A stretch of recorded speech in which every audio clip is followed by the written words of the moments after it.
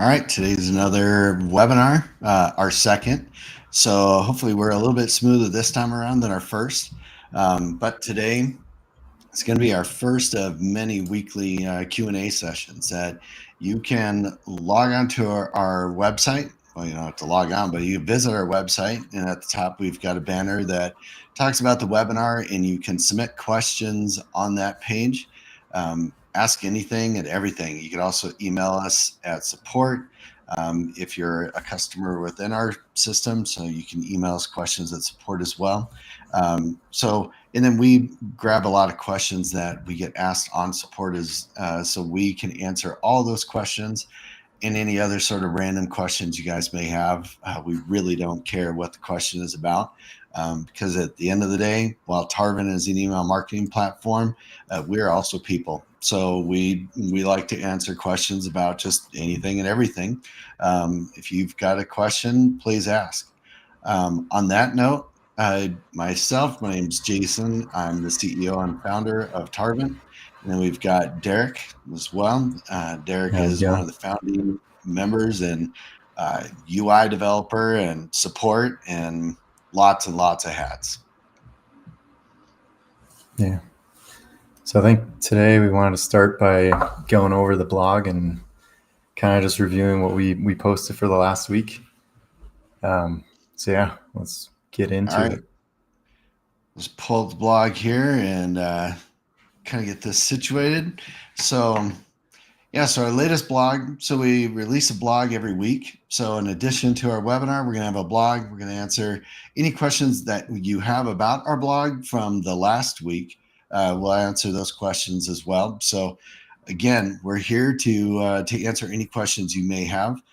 It's a win-win for us because you get the information that you want, and hopefully it reduces some of the support on our side, just to be transparent and honest. So it's a win-win solution for us. So anyway, with that, so our latest blog is all about CTAs. So I guess I can talk a little bit about what a CTA is, and then I'll let Derek get into some of the other information about it. But a CTA is just a call to action. So where these came about, these are all the way back in the old days of just regular TV and radio. Well, that's not radio, but they did have it on radio as well with voice. But they had the call to action is, what do you want them to do when they see your content or they hear your content? So you want them to do something. And so you're going to have a call to action, or you're going to have something that you're going to want them to click on. So the goal of in the email world, the goal is to send them an email, get their attention. And once you get their attention, you want them to do a particular action, whether that be click on a link to go submit a survey, or maybe it's to click on a link to go buy a product or to subscribe to something else. So whatever it is that you're wanting them to do, that's that call to action link.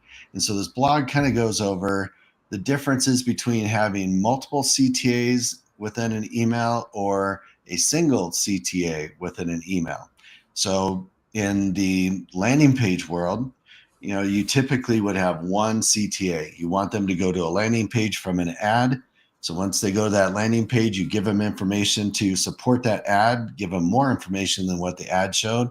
And then from there, you're going to have them click on that CTA to navigate and get them to do what you're wanting them to do. So with that, I'll turn it over to Derek. Derek can talk about some of the pros and cons and some of the other aspects of a CTA. Yeah. So with our customers, we often get the question like, where should we put the CTA? Should it be at the top of the email? Should it be at the bottom of the email?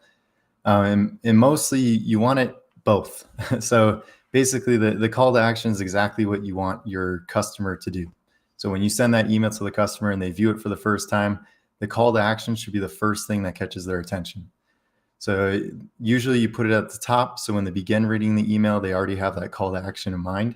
And then you have it at the bottom. So once they're done reading the email, they know what to do next. And so the call to action, it's important that you position it correctly, because if not, it's easy to miss. And you just want it to call attention so that the user clicks where you want them to click. And on top of that, it's important that you decide on a color. You want the color to stand out. So if you have imagery in your email that has a lot of colors, you want your call to action to be something different. So you want it to stick out like a sore thumb. Like, you don't want it to be necessarily red, because red usually indicates bad, but you want it to be a vibrant color. So you want it to be something that sticks out. As soon as they see it, they know what to click. So then on top of Not that, to I was just going to say on that note, on the page that we're showing right now, hopefully you guys see our call to action. So there's a call to action right on this page, and that would be the start for free. So when we have visitors go to the Tarvent website, that call to action is right at the top, kind of like what Derek's talking about, is at the top or at the bottom. Typically want it on the right side, especially in language where you read left to right. Languages that read right to left are going to be a little bit different oriented, but that's typically where you want it, is on that right side at the top and the bottom. And as you can see with ours, nice and green. Green is good in most cases. So unless you're talking about algae or something weird. But anyway, so you're going to have that green button that stands out. It's not like any of the other colors on our website. It's not a hue of another color. That's one thing I was going to bring up to Derek, as I was going through some of our customer emails that get sent out.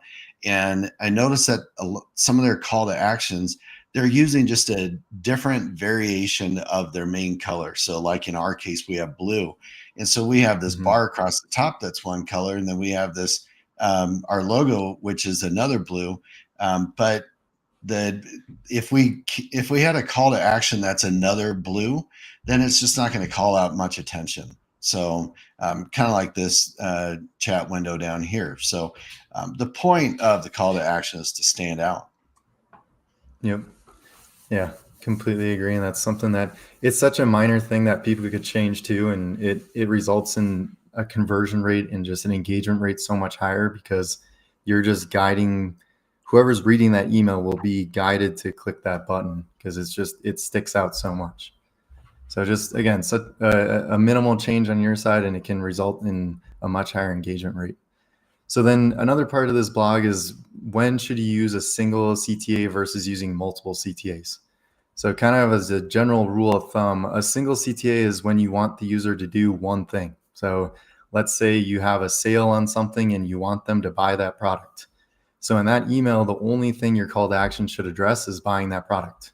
So when you have a sale, or the email is very purpose driven for one purpose, then you always want to make sure there's only one CTA in those emails, so that the user has the best chance of doing that CTA. And then on top of that, another reason why you would want a single CTA is just when you want a clear and easy way to measure your results. So if you have multiple CTAs in your email, it's kind of hard to determine if it worked or not. Or if you have a single CTA, it's either they clicked it or they didn't. So it's a very easy way to measure if it's working or it's not. So then when would you want to use multiple CTAs? So a good example is, let's say you have a blog that you're sending out an email for, and you have multiple blog posts in that email. Each one of those blog posts would be a CTA. So in that case, it's completely appropriate to have multiple CTAs, because there's multiple different call to actions or multiple different blog posts that you want your audience to read. And so when you're showcasing multiple blogs, or maybe it's multiple products, so you're not just selling one product, you're selling multiple products, in that case, it would also be good to have multiple CTAs. But it's more just when there's multiple things within the email you want the user to click. But again, if you want the highest results, if you want the easiest way to measure your results, the single CTA is the best way to go. Yeah, and on that, like you said, with the multiple, if you're doing a blog post, they're kind of all of equal importance. So if they're going to be all of equal importance, then having multiple CTAs is just fine, because you win no matter, or you're getting the user to do the same action on all of those different ones. The main point is for them to visit your blogs. So it doesn't matter which one that they click on. But if you're selling products, probably not going to want to offer too many products, or in various categories. So it really just kind of depends on what the goal is. But these are just some basic tips, and these are not rules of law. These are strictly just guidelines to go off of. So there's always times to break the rule. I know I tend to be that type that likes to break rules, but in that case, rules are meant to be broken sometimes if it's for a good reason. So with that, just keep that in mind. So I have kids, so I want to make sure that I don't say I like to break the rules and be unlawful. That's not the case, but sometimes it's good to break the rules. So anything else you want to go over, Derek, on the CTA? No, I think that's pretty much it. The main thing Right. I just want people to know is you want your CTA to stick out and use a color that's vibrant, because out of all of our customers, when we look at their emails, that's the number one issue that we see, is that their call to actions just blend in way too much. So if you're going to get anything out of this whole thing, just, make sure your button sticks out, or doesn't necessarily need to be a button. Just make sure your call to action sticks out. So.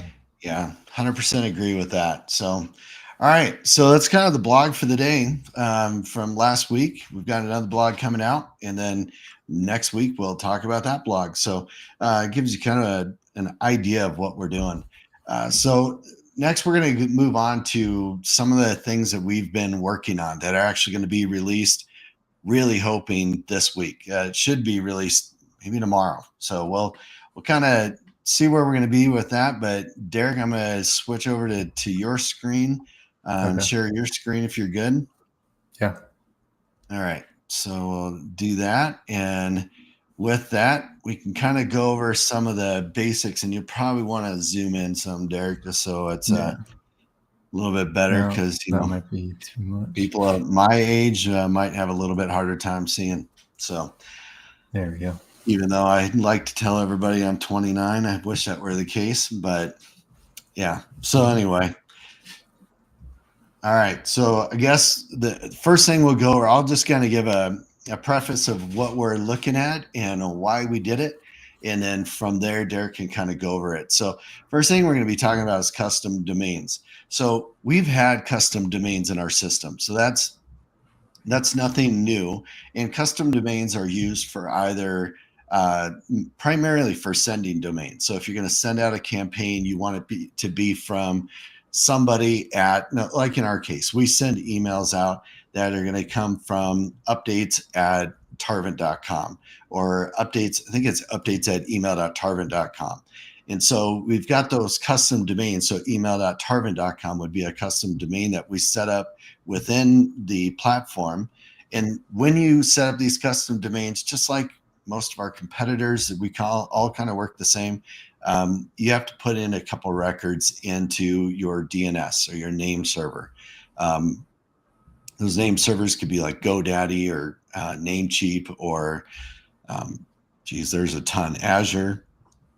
So, or Azure, however you want to pronounce that. So there's a lot of different places that you're going to modify that. But anyway, so you add those records in. Once you add those records, our system verifies it and says it's good to go. So then we can send email using that domain, and we won't get as many bounces. We won't get bounces because of email authentication. And we're not going to go into too much of what email authentication is today, just because we have a lot to go over. We'll probably do another one and go over a little bit more about email authentication, but we are going to hit on a couple of those things today. So the customizable domains. So we've had those, but what we're adding new is we're adding another record that you're going to be able to add to your DNS. Once you add that record in, instead of emails coming, well, this is a little bit technical, but basically when you send an email, you have a from address and then you have a mail from. So the from address is, if you think about traditional mail, like on a piece of paper, on the inside, on the piece of paper that has your letter, you're going to say that it's from, mom and dad or whatever. So you're going to have one name on the inside. Now on the outside, post office doesn't know who mom and dad are. So on the outside, you're going to put more of an official name of who that person is. So might list my name or whoever's name. So in the email world, it kind of works the same way. We have a mail from and we have a from. The mail from is like on the outside of the envelope, and the from is on the inside. Well, to date, the mail from is our domain. So that's a trvt.io domain. And that's what we send email from. So when we send email to Hotmail or Yahoo or whoever, that's the mail from that their system is going to see. Now, when the email is delivered, it doesn't show that, because you're basically, when I receive an email, it's like me opening that letter. So now I'm looking on the inside. So that way, when you read the email, whether you're in Gmail or whatever, you're going to read that email and you're going to see the from address. You're not going to see the mail from. Mail from is just more for routing purposes. And it also does some other things with email authentication. And so with this change, we're going to have a lot more supports for much more advanced configurations. We're going to have standard configurations in the system that we suggest. But then we also have much more advanced ways that we can do things. And we can always talk to you guys through support or whatever and help you out with that, especially if you're more of an enterprise customer, that you're going to be doing some more advanced type work, especially with DMARC, if you're familiar with that, or with your mail servers. So with those things, our system supports all the much more advanced capability, but we're just bringing some of those basics in. And the whole goal is to make it so that mail from and the from domain matches, which then for DMARC, which some of you guys have asked, and we won't go into it, but if you know what DMARC is, great. But with DMARC, you're going to be able to put the policy to reject. Right now it's set to none. You have to have that for Gmail and Yahoo and Microsoft domains and whatnot. So you have to have the DMARC record in there. We show you how to do it. But now you're going to be able to put it to reject. So that's one of the big things that we're going to be showing you now. So I'll stop there and let Derek kind of go over this a little bit more on what it looks like or what it will look like. And this is our testing account. So you're going to see a lot of weird data. Don't worry about it. It's just data for you guys to see kind of what it is. And we use this for our testing. So you're going to see some things on the backside, and this is all in the name of transparency. We like to be transparent. We don't want any guessing. So with that, turn it over to you, Derek, and you can kind of explain what we've got going on, because this looks a whole lot different than what domains looks like right now. Yeah. So one thing we did with this custom domain switch is we made it a lot simpler to add a domain. So we don't do domain types in the sense that you have to add the same domain twice if you want it for sending and site tracking. Now you can just add the domain once and you can enable sending or enable site tracking. That you can see that in the ad screen here. So now it's just you put in your domain and then you can enable if you want it to be sending or site tracking. And yeah, we just streamline that process so you don't have to add two separate domains. So then on top of that, the table looks quite a bit different, like Jason mentioned. So we have your domain and then we have your status for site tracking and sending. So if you see this little dash here, that just means that it's not enabled. And then we'll just tell you if it's all good or if it's not verified and needs work. And another thing we introduced is this health column. And so I don't know if you guys are Garmin people, but Jason and I are, and we go after the badges that Garmin has. So it's like if you get 300,000 steps in a month, then you get a badge. And so we kind of wanted to bring that into Tarvent and just have a little badge system because we like it. It's just something fun. And so in here, your health, we're kind of giving you badges for how configured your sending domain is. So in here, you'll see the first badge is for your basic authentication. So it's kind of like if your domain, how your domain is set up currently in Tarvent, you will have this badge. So that just means that your DKIM records are set up and then you have a DMARC record, which I know that might be gibberish to you, but once you go to configure your domain, it'll make a lot more sense. And then the second badge is for the mail from that Jason mentioned. So if you have that configured, then you'll have the second badge. And then this last badge is for DMARC. So if you have DMARC set to reject or quarantine, which basically means you're locking your domain down so you can prevent anybody from using your domain from sending out email, then you'll get this third badge. And so obviously the goal is for you to have all these three badges because that maximizes your deliverability and just makes your domain as secure as possible. So then once you go into a domain, I'll just go into one that's configured. So in here, we have the fun tooltip not going away. Okay, there we go. So in here, you'll see it's pretty similar to what you see now, but we simplified it a little bit because we just want to make your life easier and less complicated. So in here, we give you all the DNS records that you need to set up. And so it's similar to what you have now for DKIM. You have these two DKIM records, and then DMARC's similar as well. And this is where the changes come in for what we're trying to do with making your domain so that the mail from is your domain and not ours. So this is the MX record that you can add to your domain. And that's, again, what sets the mail from to your domain and not ours. So I think these are kind of the main changes that we have for domains. And then, yeah, we changed it so everything's managed within the same area. So you can do the sending settings here. And if you want to set up site tracking, and we have this fun tooltip. But so if you want to go into site tracking, then you can enable it here and then set it up the same way you do now. But again, it's all within the same screen now. You don't have to switch between two different dialogues for managing sending and site tracking. Yeah, So, and I will say the badges I like the badges. Like Derek said, we're both garment people, and yeah, for that 300,000, I've got about 236,000 steps for the month so far. So I have a lot of steps in. So yeah, I'll be getting that badge fairly soon. But yeah, we like the badges, and that was that whole concept there. But again, I just want to reiterate the fact that if you're one of the probably 99% of the people, you're just going to kind of follow our stuff. On the suggested records, there's, depending on how you set it up, if you do more of an advanced setup, there's going to be some additional records that will show up that most people won't see.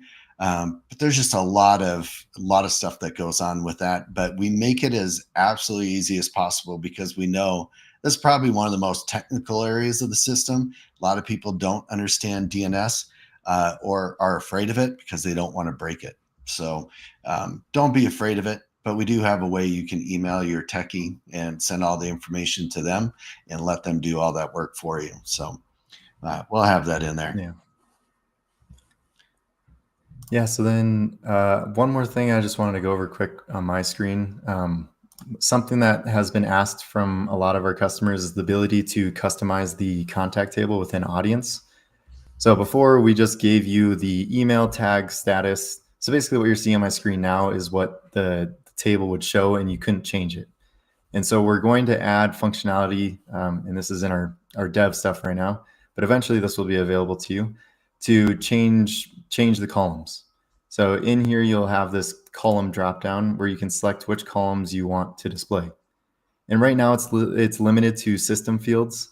Eventually we might get into showing custom data fields, but for right now it's just the system fields. And so in here, you select which columns you want to display, you hit apply, and then it adds it to the table. And we'll remember this, so the next time you come back into the screen, it'll look this exact same way. You won't have to reselect the columns you wanted to see. So yeah, it just makes it easier for you to display the columns that you'd like to see instead of just it being static. And then on top of that, you can also rearrange these. So if you click and drag the column, you can move it. So it'll be in whatever order you like. And again, similar to the columns that are displayed, the order will also be remembered so that the next time you come in, it'll be what you had it as last time. And this will be all over. So it's not just on the audience contacts page. It's going to be on groups, segments. It's going to be in the campaign report. Basically anywhere there's a contact list within Tarvent, you're going to have the ability to control the columns. So that's just something we've had several customers request it, and we finally got around to getting it in there. So you should see this in the next week. So it'll be in there and be much nicer for you to control what data you're seeing. Yeah, it's a good thing to remember is that this is all based on customer feedback. So you guys ask for things and then we take those in. We can come up with a million ideas of things that we want to add to the system that we think will be beneficial. But the most beneficial are the things that you ask for because you have a specific purpose for that. So while we thought we were able to guess exactly what columns you wanted to see, obviously we didn't guess right for everybody. And so, having that ability to add those columns in and sort them in whatever order you want is going to be extremely helpful. And like Derek said, we're going to push this out to pretty much everywhere where we show a table of data. We're going to make it so you can add in those columns and reorganize things so you can make the platform yours, not just what we provide you. So Yeah. And one more just minor detail that I wanted to add in, because I personally ran into this annoyance, is that the clickable area for the checkbox was really small. So when you were clicking to select contacts that you wanted to do a batch action for, it was really easy to not click the checkbox and actually open up the edit contact.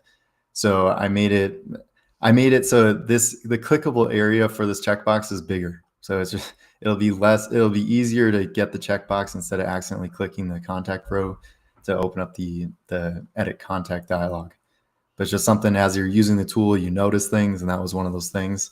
So just wanted to call that out. So it'll be easier to select the checkbox now. yeah, your aim doesn't have to be near as good anymore. So Yep. that's always a good thing. But all right, so with that, I know you've got one more thing, but I want to just go back on the domain thing really quick, because it's been a question that's come up. You don't have to switch back to the screen, but Okay. with the custom domain, so that mail from domain that's on the outside of the envelope, that is also going to impact your reputation. So when emails are sent out, one of the downsides of having everything with trvt.io is that it's all based on trvt.io's reputation along with the IP. So once you switch to using the mail from, and you add in the additional records that we supply, which there's only going to be one, so you have one additional record to put in, unless you want to do some custom setup. But once you do that, your reputation is going to be better. Now, on the topic of reputation and deliverability, one of the other things I just want to bring up quick is Yahoo. So, we go through these cycles where a domain will just be kind of a nightmare to work with on getting any email to go through. And in all the years we've done it, we've had our time with Microsoft domains, we've had our time with AT&T. Right now is the Yahoo time. So Yahoo is definitely being a very, very big challenge. And in our email community of other ESPs and server managers, they're all kind of saying the same thing about Yahoo. Now, in those communities, you also have people from Yahoo that are also talking.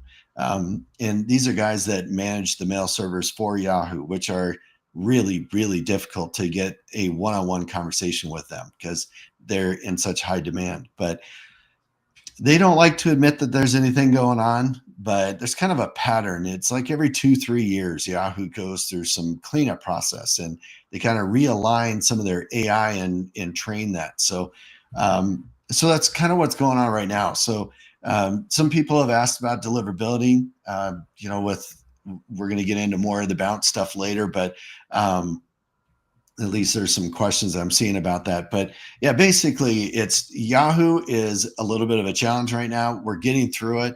We've talked a lot with Yahoo and working on getting that better and better. But just know that these are just these temporary things that that ESPs go through, us included, and a lot of other ESPs as well. We know just because we're in those circles of people and talk to them. So just wanted to bring that up as just another thing that it's like, yeah, it's one of those challenges that we have, but we're not going to hide it. We're just going to tell you this is what we're working on right now, and we're working actively on it.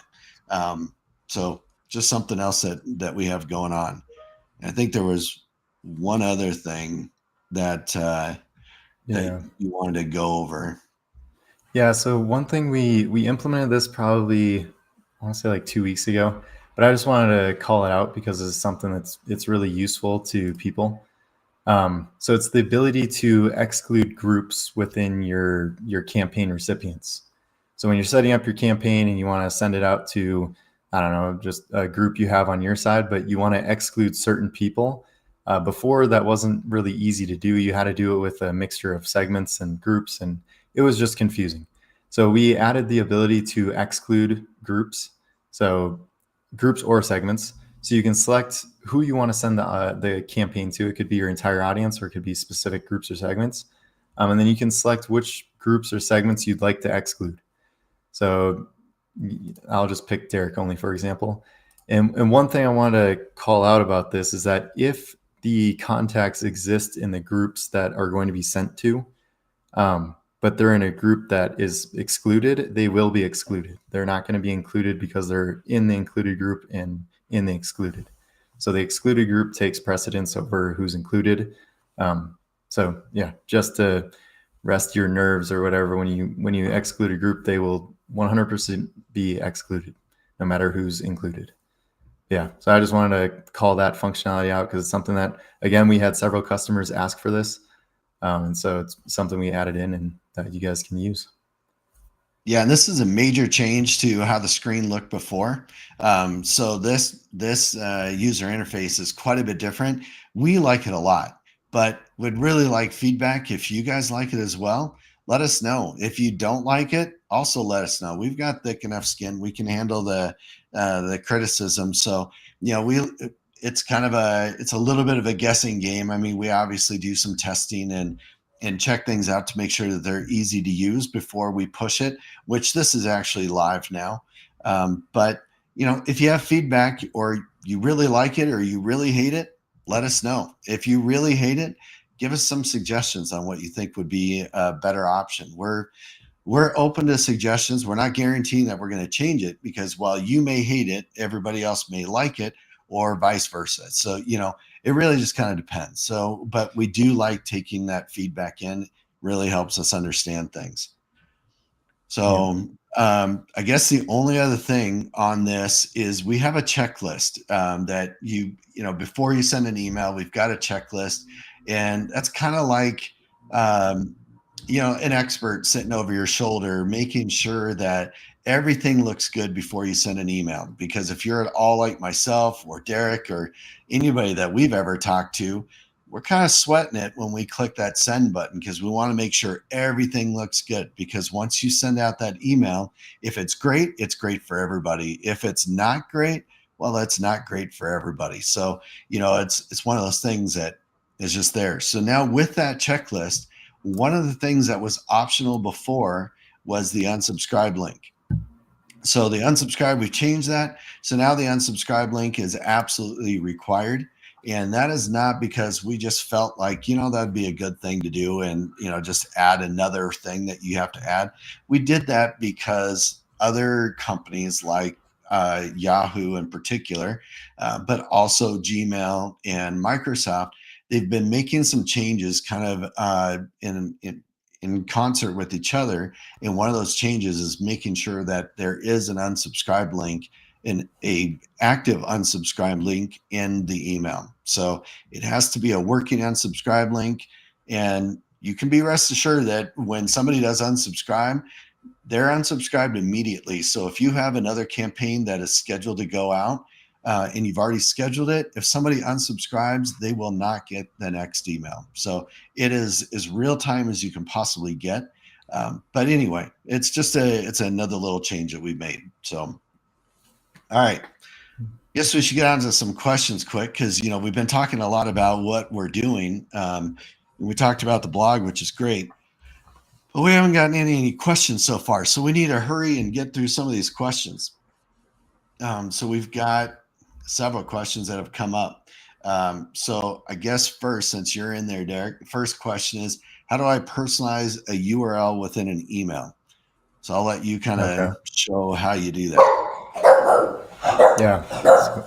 And hey, like we said, we're people. Yeah. And so we work from home, and Derek has got a dog that works with him. So Milo is just trying to add his 2 cents to what we got going on. So that's a canine perspective on how to do it. So now we'll go ahead and add a human's perspective on how to personalize a link. Yeah. So yeah, and this is a question that we've gotten from a couple of customers as well. So it's interesting that came up. But yeah, so a lot of people have the need to personalize a URL within their campaign. So like a very common scenario is where they have a link to a webinar, and they need the details for the person that clicked that link. So it might be their first name and their email address. And so they need to pass the first name and the email address in the link as what they call a query string parameter. And so in Tarvent, we make it easy to do that. So I'll just select this text here to add a link to. I don't say So if you could zoom your, I don't know if you can zoom in a oh little bit yeah, my more. bad. It must have zoomed Yeah, out. just for Uh, us guys yeah, and gals that cannot see as well. yeah. So I selected this text here, and then you can click this insert link. So this is just our link editor. So you can pick open web page, and we have a bunch of different options in here. But for simplicity, I'll just do open web page. So I'll just do test.com to make it easy. So I'll put first name as a query string parameter. So in here, we have this query string parameter. So then to insert personalization into here, we need to put in the merge tag. And so we make that easy by clicking this merge tag icon here. And this screen is the same for any place you're going to insert a merge tag. So I'll grab the contact data location because that's where the first name is. And then I'll select the first name and then click add. So then that adds that personalization to where the cursor was in the link. And again, this is to add personalization into this link. So when the email gets sent out, it'll have test.com and then the first name will equal whatever the contact's first name is. So in my case, it'd be first name equals Derek and so on. So this is how you put in personalization into a link. And this is the same thing for that was an example for text, but for a button, it's the same way. So anytime you see this icon that's a little like a little guy with a gear next to it, that's always for merge tag. So no matter where you are in the tool, we want to use the same icon so that when you see it, you know what it's for. So that icon is always for inserting merge tags. Yeah, our personalization. So Yeah. so it's our little personalization icon. You'll see it everywhere, like in the from and the subject and pre-header. It's all over the place. So that just is a good indication that you can personalize that particular data. So another question we had is, can I disable MFA or multi-form authentication? So what that is that when you log in, the first time you log in, you don't have to set up MFA. And we do that just to make it easy because if you're like me, you're super curious, you just want to see what the platform looks like, you're just going to get in. And it's the first time you don't have any data that's in there that needs to be protected. Now, the second time you log in, that you're prompted for login, it's going to ask you to configure MFA. So with multi-form authentication, right now we only have one option, and that option is to use an authenticator app. Now with that, you can use any authenticator app you want. So you don't have to use Microsoft's or Google's or whichever. You can pick one that works for you. They all work the same basic way, but some people have preferences on which one they use. With that, you set up MFA, and that way when you log in, it's not only going to send you a one-time password via email, but then it may ask you for a code from the authenticator app. So you're going to need to remember which authenticator app you use. So use one that you use commonly throughout, your other applications that you have, but it's going to ask you for a code from there. So now the reason we do that is security. It's getting easier and easier and easier to hack into sites. I mean, you've got some of the largest websites and companies in the world that get hacked into, as well as smaller folks. So we are doing our best to ensure that your data and everybody else's data is very well protected. So MFA is a requirement.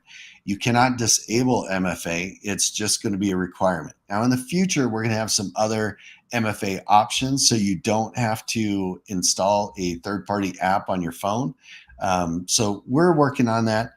So that'll be something that comes in time. But for right now, MFA is required. It's not required. It's required that you set it up, but every time you log in, it's not going to ask you for MFA information. So it's only every once in a while. So there's a lot of things that we look at when you're logging in to determine if we really need to ask you that question or not.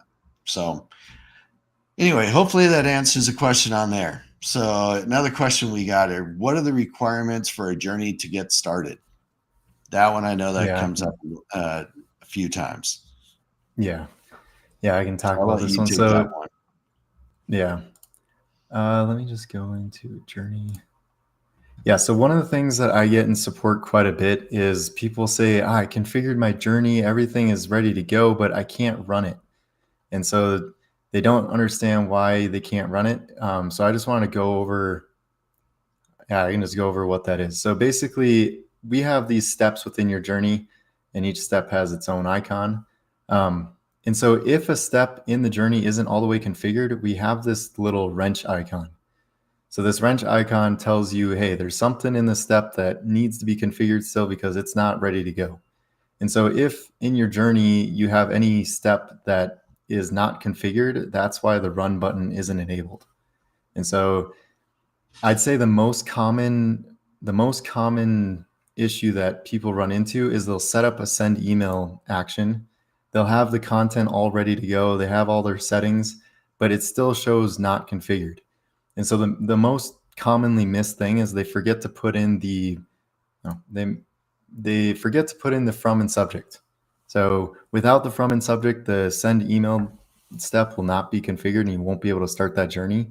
So just make sure when you set up your send email steps that you configure the content, get that all ready to go, but also put in the from and subject, because if not, you won't be able to start the journey. And on top of that, I guess just the other requirement is that you have to have a trigger. So if your journey doesn't have a trigger, then you won't be able to start it either. So yeah, I guess just to answer that question directly is just you need a trigger and you need at least one action node in your journey, and all the nodes need to be configured. And then that's when you'll be able to start your journey. And with that, the trigger you're talking about, that's an entry trigger. So you need to have at least one entry trigger. That's what listens to events and conditions throughout the system to add somebody to the journey when that condition or event happens. So you got to make sure that you have at least one trigger set up, entry trigger set up.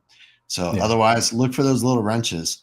And Derek, if you go back to that email, just one thing, just tidbit of information here. So when you go in, you'll see that the checklist icon has a little red dot. That's because we're missing something.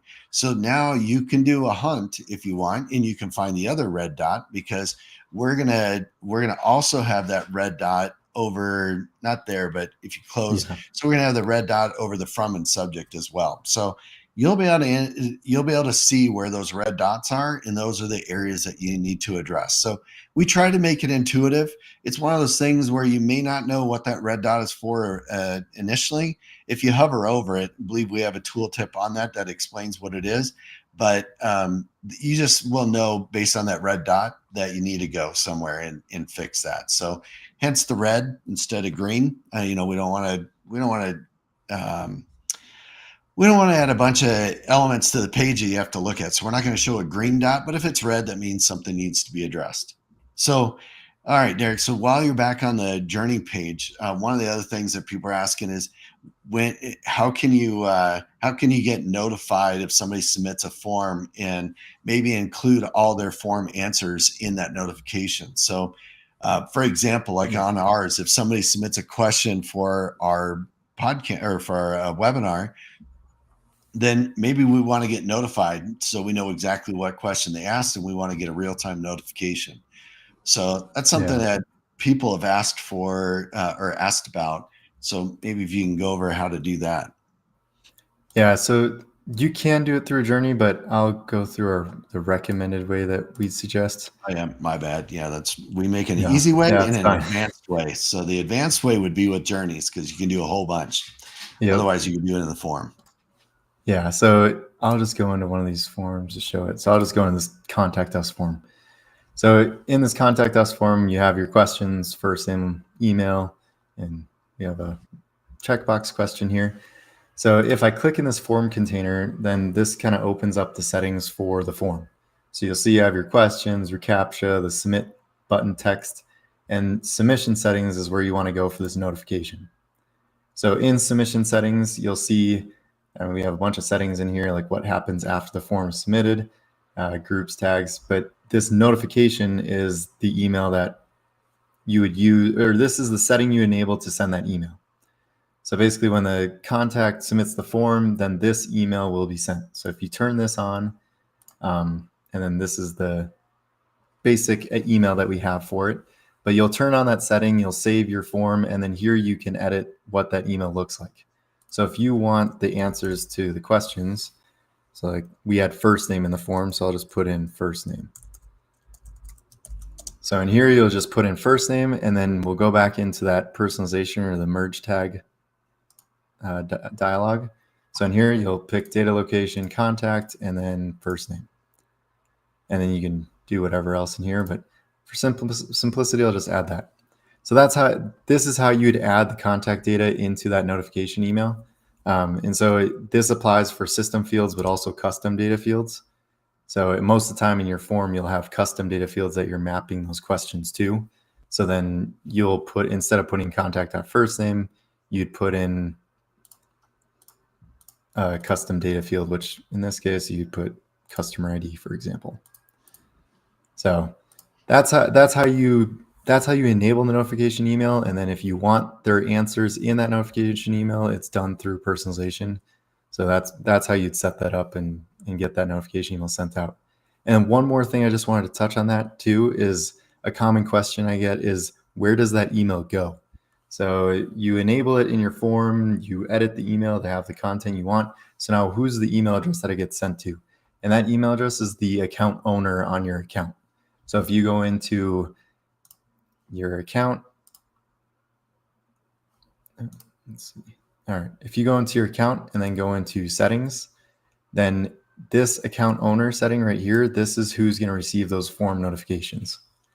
And so we understand that it's a little bit limited right now. We're going to add more functionality so that you can change who receives that notification.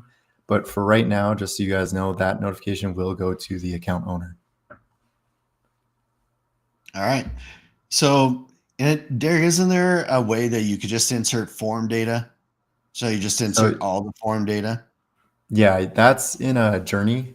So in a journey, right. we allow that. So yeah, in a journey, you can put in, it's basically the contact data, the whole contact's profile. So yeah. So if you don't want to do the personalization, we have other options that are available, but that's on the more advanced option. So everything that you do within a form, like on those submission settings, for sending a confirmation email, sending a notification, the confirmation email goes to the contact, the notification email goes to you. But then you can do a lot of additional things using a journey. So in the journey, if you didn't want to do all that personalization for all the different fields, in a journey, you can just dump all the contact data into that notification email, so you can see everything about that contact. But all right, so then next question. We've only got this question a couple times, but it came up, and that is you want to be able to edit an email after you've scheduled it, or edit a campaign after it's scheduled but before it's sent.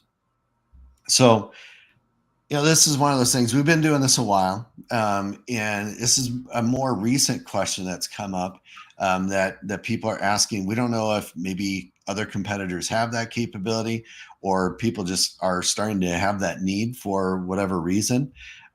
But how our system is currently built is that when you schedule an email, there's a bunch of stuff that goes on behind the scenes to get that content ready to go.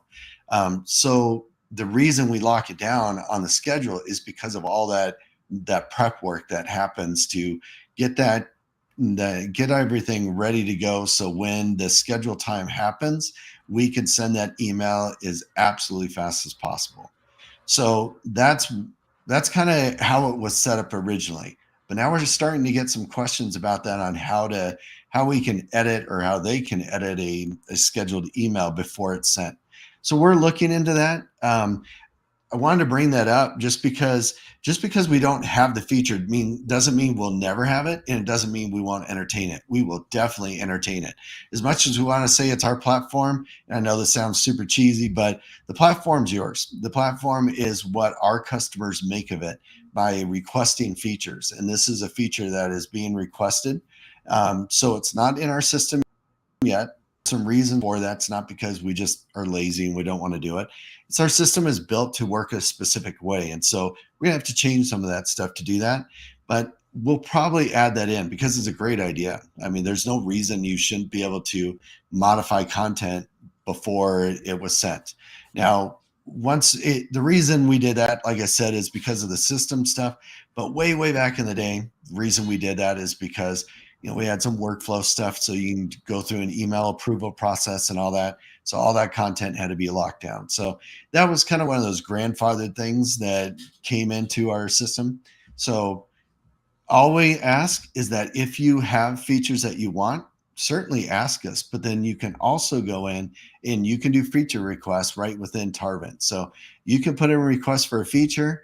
You can also go in and see all the features that were requested and you can upvote those. If you upvote those, the more popular things are going to get added to the system first in most cases. So I only say in most cases because there's some that maybe only one person asked, but we look at that and we're like, holy cow, I can't believe we missed that. And so we're going to add that because it's kind of critical. And so that's where things that may not get as many upvotes get added.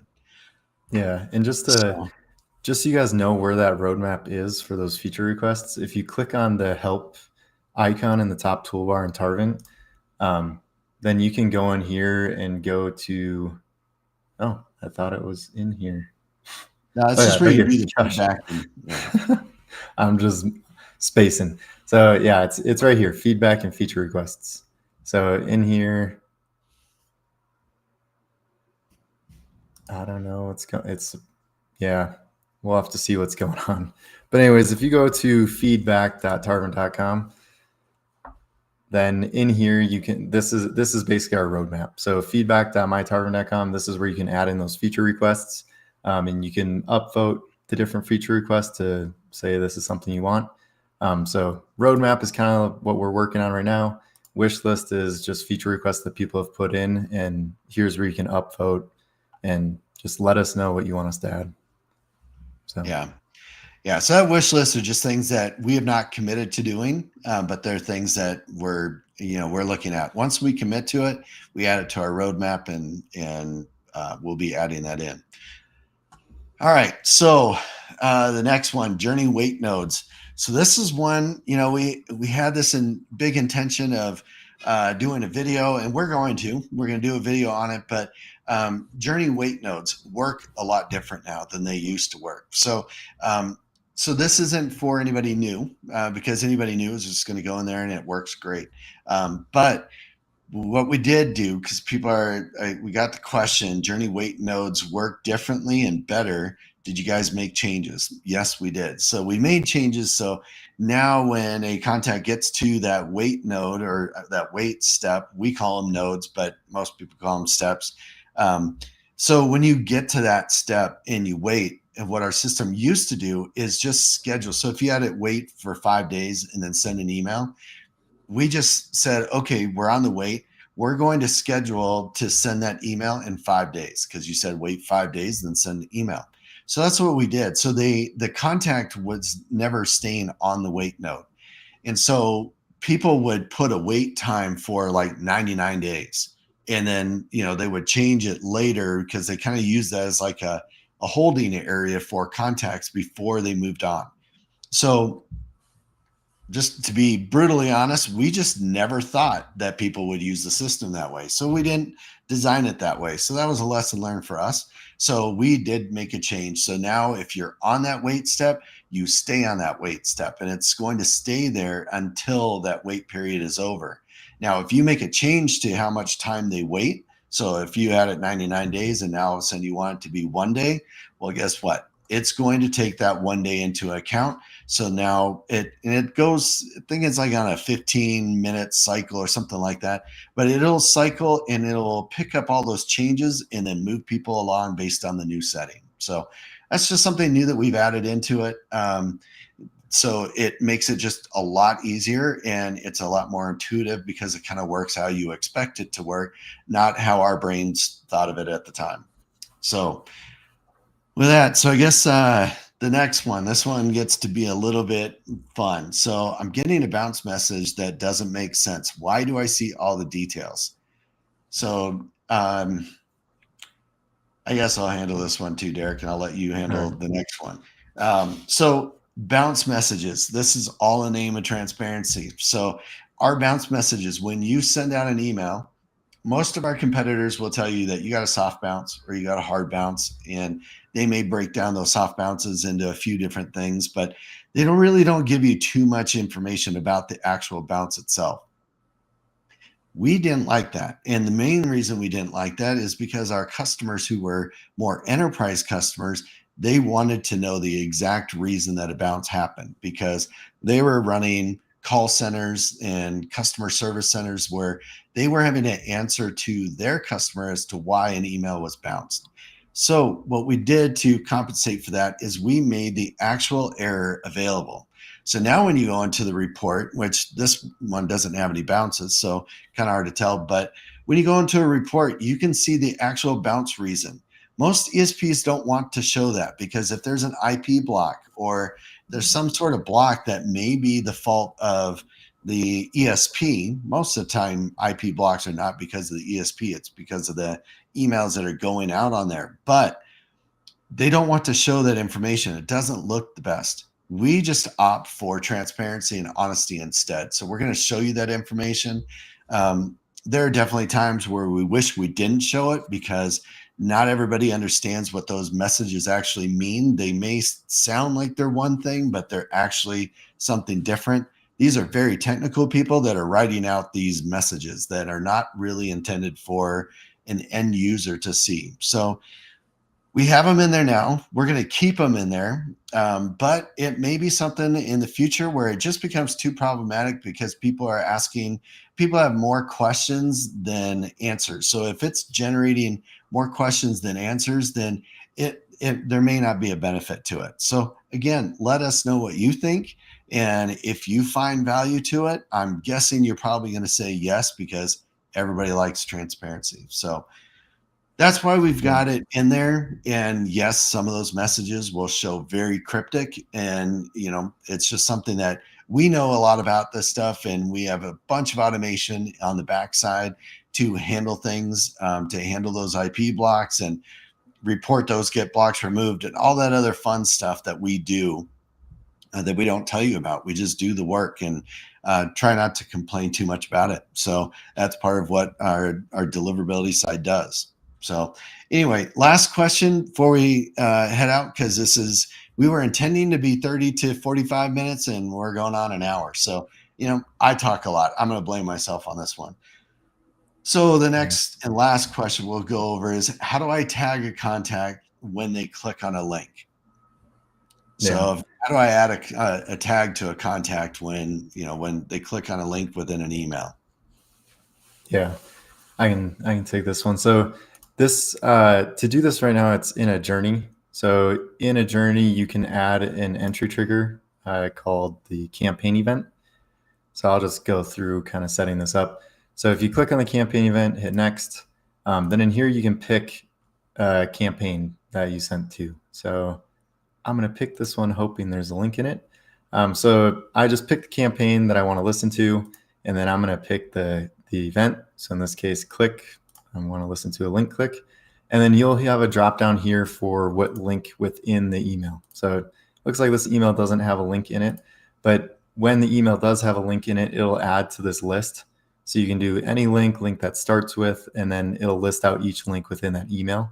So then you'll select that link, and then that basically sets up your entry trigger. So that's saying anytime a contact clicks a link in that campaign, then fire this or put them into this journey.